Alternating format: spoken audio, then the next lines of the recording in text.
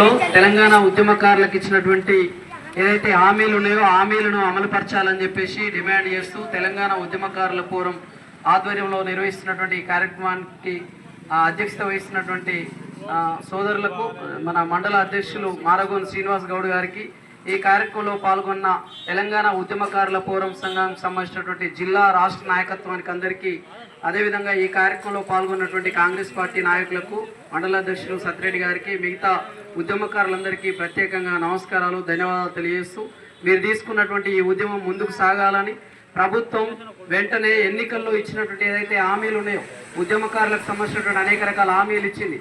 ఇవాళ ఇండ్లు కావచ్చు, ఇండ్ల స్థలాలకు సంబంధించినవి కావచ్చు, పెన్షన్ కావచ్చు, కేసులకు సంబంధించినటువంటి ఏదైతే కేసులు పెట్టారో ఆ కేసులను ఎత్తివేయాలని చెప్పేసి అనేక రకాల డిమాండ్లు ఉన్నాయి.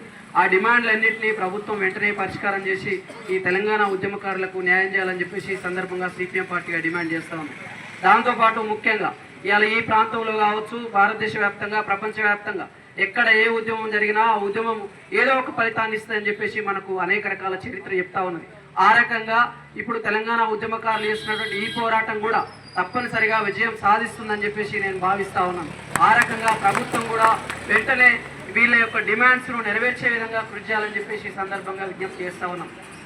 మనం చూస్తే ఈరోజు తెలంగాణ ప్రాంతంలో, ఈ ప్రాంతంలో ఉన్నటువంటి అనేక మంది చిన్న చితక మొదలుకొని ఇలా ముసలి వరకు అనేక రకాల పోరాటాల ద్వారా తెలంగాణ ఉద్యమంలో కీలకంగా పాత్ర పోషించి ఇలా తెలంగాణను సాధించుకున్నటువంటి చరిత్ర ఉన్నది.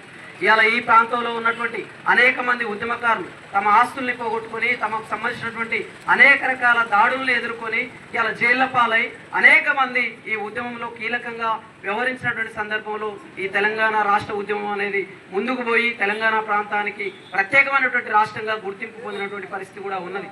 అందుకే ఇలా ప్రభుత్వాన్ని విజ్ఞప్తి చేస్తా ఉన్నాం. కాంగ్రెస్ ప్రభుత్వం గత ఎన్నికల్లో ఇచ్చినటువంటి, ఎన్నికల ముందు ఇచ్చినటువంటి హామీలు అయితే అవుతున్నాయో వాటిని పక్కా అమలు చేయాల్సినటువంటి అవసరం, బాధ్యత ఆ ప్రభుత్వం మీద ఉంది.